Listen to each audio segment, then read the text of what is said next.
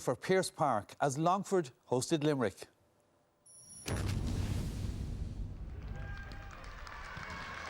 This was the second year in a row that Longford met Limerick in Pearse Park in the qualifiers, with Limerick winning last year's round 2 encounter after extra time in a thriller by 121 to 115.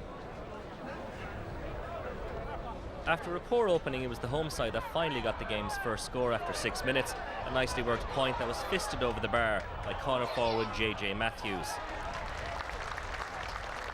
Longford were finally starting to settle, and a minute later full forward Sean McCormack stretched their lead to 2, taking a great pass from Paul Barden before battling his way through to score a lovely point.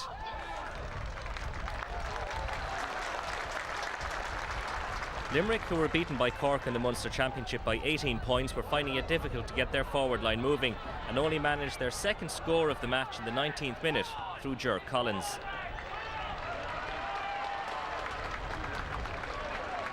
Midfielder John Keegan scored a great point for Longford in their disappointing defeat to Wicklow 5 weeks ago, and he popped up with another here 7 minutes from half-time to stretch their lead to 3.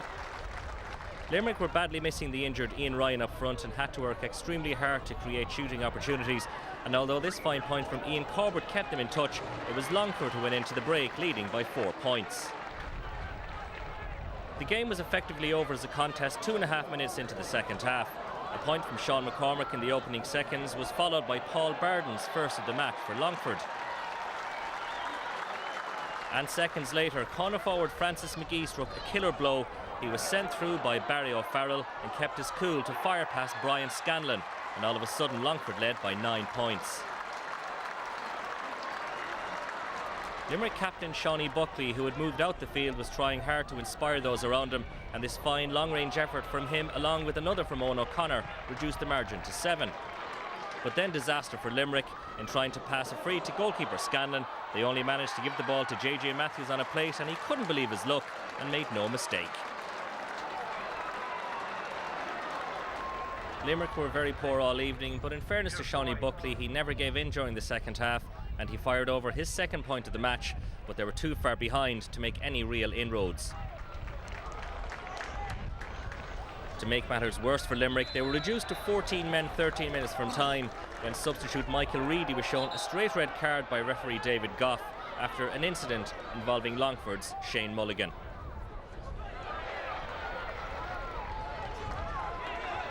Longford's full forward line of McGee, McCormack and Matthews contributed 2-10 between them on the night, and substitute Niall Mulligan also got in on the act with a couple of fine points.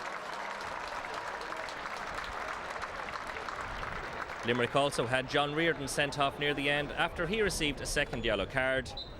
But it's Longford who progressed to the next round of the qualifiers. It finished Longford 2-14, Limerick 9 points.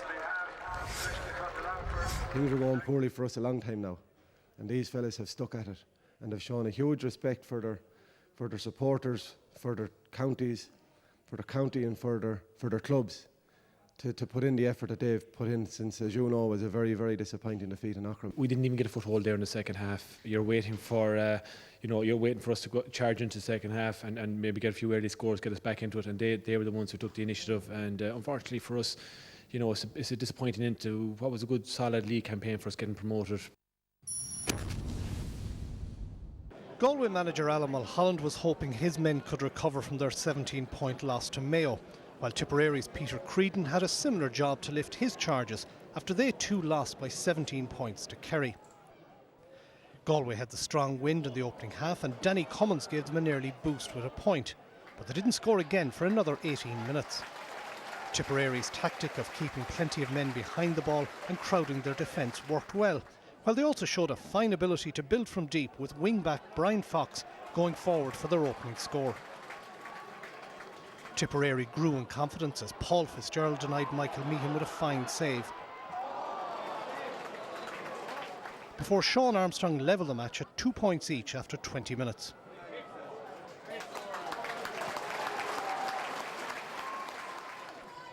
Galway goalkeeper Manus Brannock needed to be sharp after Tipperary midfielder Stephen O'Brien cut through the home defence after half an hour. Tipperary hit 7 wides in the opening half, but Conor Sweeney's third point from play edged them in front, approaching half-time.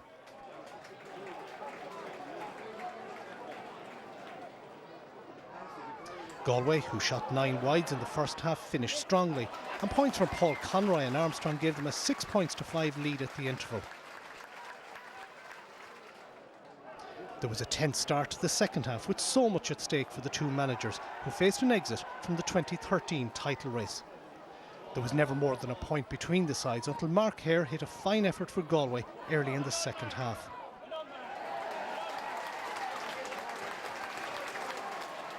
The crucial score of the game came after 46 minutes. A high shot from Danny Cummins fell kindly for Michael Farrer, and the Corofin clubman crowned his championship debut with a cool finish. Remarkably, that was Galway's first goal in a qualifier match in 6 years, and it put them ahead by double scores, 1-9 to 6 points. Michael Meehan showed flashes of his ability to put the tribesmen 8 points in front.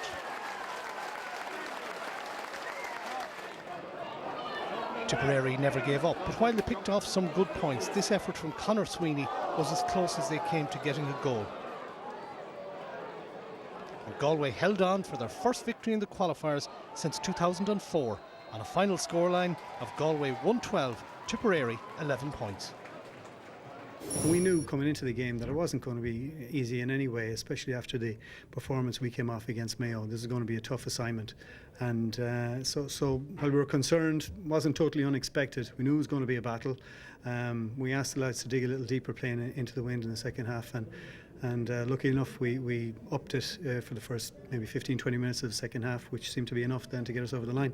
We were well in the game at half time, could have been ahead at half time possibly, and we're disappointed in the second half that we didn't push on that advantage, but give credit to Galway, they hit some good scores. Got a lucky goal, I suppose, but sometimes you need that bit of luck in the qualifiers. We've trained harder in the last 6 weeks than we've trained all year, and everybody did whatever they were asked to do.